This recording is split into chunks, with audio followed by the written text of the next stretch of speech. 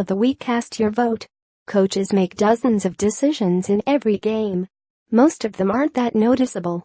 Some of them very much are. Some calls can change a game. Some are just thrilling to watch. Sometimes it's not one call but an entire game plan. Sometimes, because college football is supposed to be fun, it's about trick plays. Each week this season, USA Today Sports will select 4 calls from across the nation that we think rank among the best for the Amway Coachs Call of the week. We let you, the fans, decide which call from the 4 below had the most impact or was the most exciting.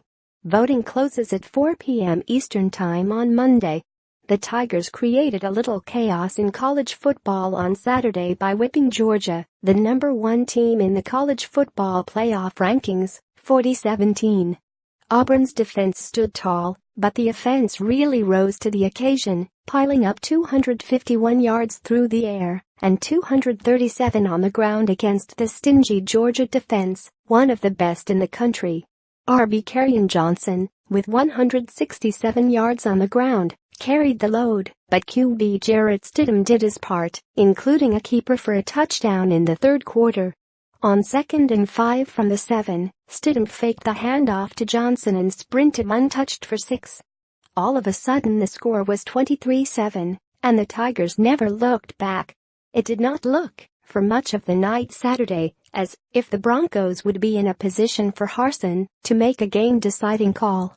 After all, they fell behind Colorado State 28-3 in the second quarter, and they were down 35-17 at halftime. But Boise State kept coming. The Broncos scored to get within a touchdown, 52-45, with 1:41 left, and Harsin called for the onside kick. Joel Velasquez made the kick after a teammate fainted, coaxing a high bounce that found the arms of a leaping Cedric Wilson. 5 plays later the Broncos tied it. They won in overtime when they forced a fumble. It was a wild ride for the Broncos, who were on the other end of a miracle comeback this season against Washington State, but all's well that ends well.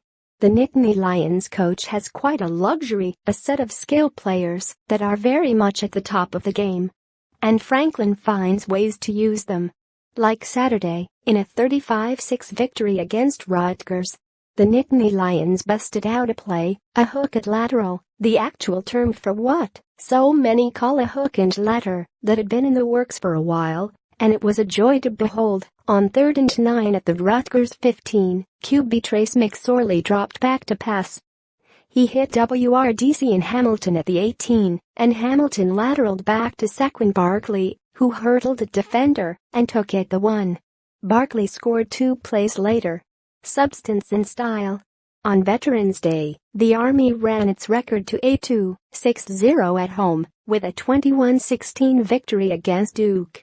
The Black Knights did it on the ground in the triple option, of course, gaining 226 rushing yards. They threw it one time, a 42-yard completion. They also did it with defense, and, as you might expect from the Army, grit. And, during a key stretch in the second quarter, the Black Knights swept in and blocked punt, returning it for a TD, to give Army a 14-3 lead. Just a fantastic day to be able to represent the Army in the way we did, said Monken, in his 4th season at West Point. I think that's the best thing that we can do on this day is play like we did, with a lot of toughness and a lot of grit.